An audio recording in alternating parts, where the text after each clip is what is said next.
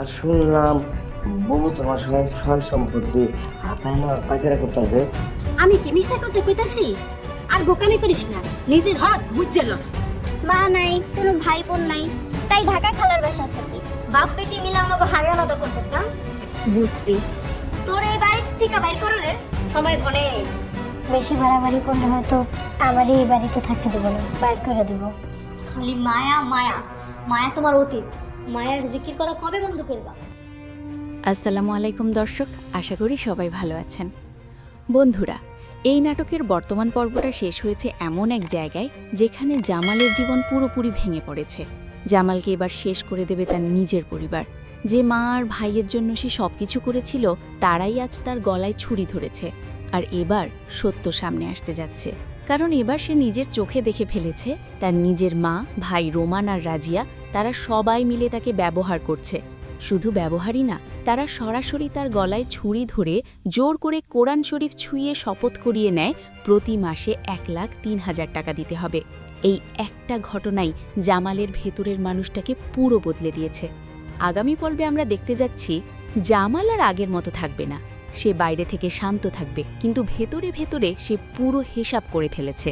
সে নিয়মিত টাকা দেবে, কিন্তু সেই টাকাই হবে তাদের ধ্বংসের কারণ সে পরিষ্কার বুঝে গেছে লোভে পড়ে তারা নিজেরাই নিজের শেষ ডেকে আনছে।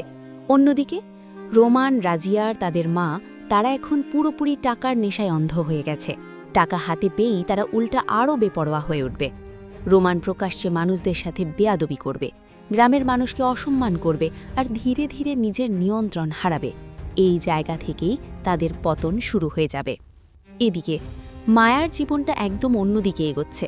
সে এখন নিজের সংসারে শান্তিতে থাকতে চায়, কিন্তু তার ভেতরে একটা কষ্ট রয়ে গেছে জামালের জন্য।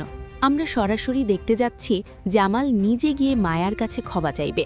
সে স্বীকার করবে সে ভুল করেছে, সে মায়াকে অন্যায়ভাবে কষ্ট দিয়েছে, কিন্তু মায়া তাকে আর আগের মতো গ্রহণ করবে না।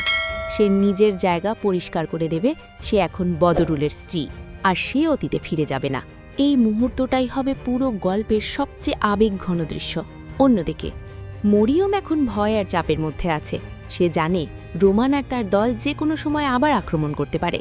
সে জামালকে গ্রাম ছেড়ে চলে যেতে বলবে, কিন্তু জামাল কোনোভাবেই নিজের বাড়ি ছেড়ে যাবে না, কারণ সে এখন পালানোর মানুষ না।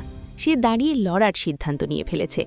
সব মিলিয়ে আগামী পর্বে আমরা দেখতে যাচ্ছি জামালের ভেতরের পরিবর্তন, মায়ার কঠিন সিদ্ধান্ত আর রোমানদের পতনের শুরু। এখন সব কিছু দাঁড়িয়ে আছে এক জায়গায়। জামাল কি সত্যিই নিজের পরিবারকে শাস্তি দেবে, নাকি শেষ পর্যন্ত আবারও চুপ করে থাকবে? আর মায়া, সে কি পুরোপুরি অতীত থেকে বেরিয়ে আসতে পারবে? কমেন্টে অবশ্যই জানাবেন। আর এমন আপডেট পেতে চ্যানেলটা সাবস্ক্রাইব করে সাথেই থাকুন। ধন্যবাদ।